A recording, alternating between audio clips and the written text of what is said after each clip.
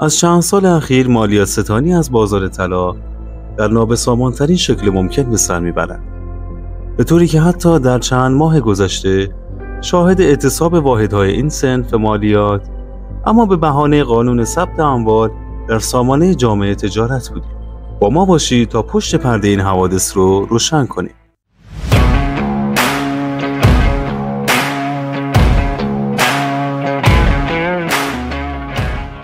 ماجرای این اعتصاب از این قرار بود که طلافروشان نسبت به پیوستن به سامانه مؤدیان و سامانه جامعه تجارت ادعای مالیات 25% از طلا را مطرح کردند و این در حالی بود که تنها قرار بود با پیوستن طلافروشان و جواهر فروشان به سامانه مؤدیان و شفافیت در بخش اجرت و سود طلافروشان طبق قانون مصوب مجلس اجرت و سود طلافروشان به صورت شفاف محاسبه شود، نه آنکه مالیات جدیدی اخذ شود.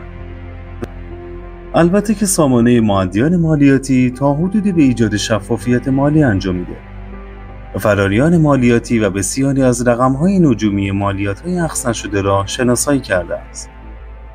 اما همچنان گزارش‌هایی از فرارهای مالیاتی طلافروشان در فضای مجازی دست به دست می‌شوند که بسیاری از آنها مربوط به تغییر مسیر پرداخت مشتریان برای شناسایی نشدن به عنوان مؤدی مالیاتی است.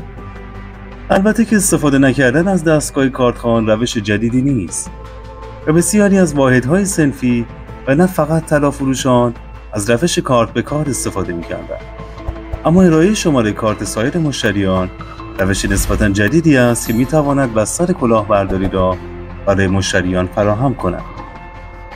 بر اساس تجربه، یکی از کاربران در شبکه اجتماعی هنگام تسویه حساب طلافروش نه شماره کارت خودش را بلکه شماره کارت مشتری دیگری که می‌خواست طلای دست دومی را از او بخرد به این کاربر داده است.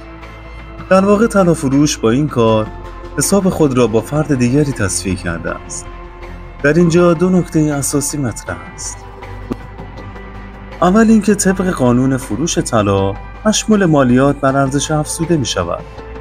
مالیات بر ارزش افزوده طلا مالیاتی است که بر اساس نرخ تعیین شده در قانون که در بودجه 1403 9% است بر قیمت طلا افزوده شده به هنگام خرید از مصرف کنندگان دریافت می شود. این مالیات باید به حساب سازمان امور مالیاتی واریز شود.